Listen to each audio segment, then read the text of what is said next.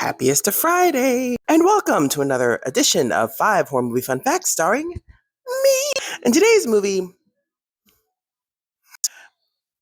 let's just say today's movie has a lot of trigger warnings.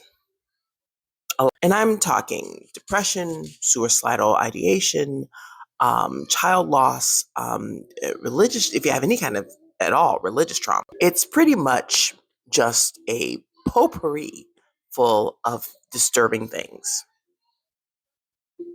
That being said, today's movie, Antichrist, 2009. Fun fact number one. So Lars von Trier was hospitalized for depression before doing this movie. And it was pretty bad. He pretty much said that he was never going to make another movie again, you know. And when he decided to do this movie, he had not completely recovered. Like, he wasn't handling the camera like he normally does. He wasn't like as focused as he normally is.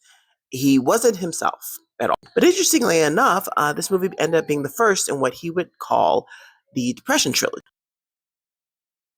I'm sorry, the Trilogy of Depression, which includes 2011's Melancholia with Kirsten Dunst and Alexander Skarsgård, and the infamous Nymphomaniac in 2013. As for Antichrist, his efforts weren't for naught. This movie ended up being critically acclaimed. Director John Waters said that this movie was one of the best films in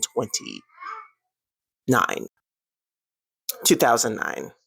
I got ahead of myself, sorry. He said, and I quote, "If Ingmar Bergman had committed suicide, gone to hell, and come back to Earth to create an exploitation/art film for drive-ins, Antichrist is the movie he would have made." Fun fact number 2, there are a lot of weird noises in this film. Like, the soundtrack is really, really bizarre. It's a bizarre movie, though. If you know, you know. One of the things that the sound engineer ended up doing was swallowing a microphone and recording all of the inner noises of the body, and then adding that to the film for certain part, which I'm like, that's really creative, but also, fun fact number 3, Willem Dafoe apparently has a comically large unit. Okay, and mind you, this is coming from the director, Lars von Trier himself. He reported that when Willem Dafoe signed on for this, he was fully prepared to go nude for the role. But the first time he had to get naked, both Lars von Trier and the crew were really, really taken aback. According to von Trier, Willem Dafoe was so endowed that he felt that it would be very distracting to the audience. So they hired a body double, a porn star, to do the opening scene. And that being said, Charlotte Gainsbourg, who plays her in this movie, said that von Trier, in preparation for this scene, asked her to service the body double so that he would be camera ready for the schmeck scene. You see, she said no. She said, "No, I am just not comfortable doing that." And that wasn't even the only thing that he asked her to do regarding said eggplant. I would love to talk about it. Unfortunately, I can't, because this video will probably get taken down. Fun fact number 4. At about 27 minutes into this movie, a series of images appear really quick on the screen. Most of them are just really weird, warped pictures of the actors.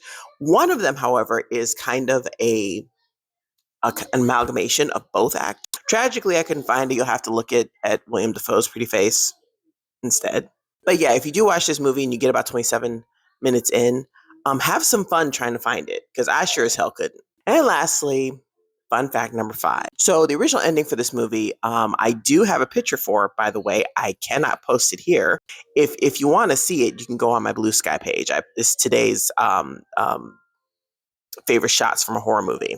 But this movie poses a question, as does most of the movies in his Trilogy of Depression.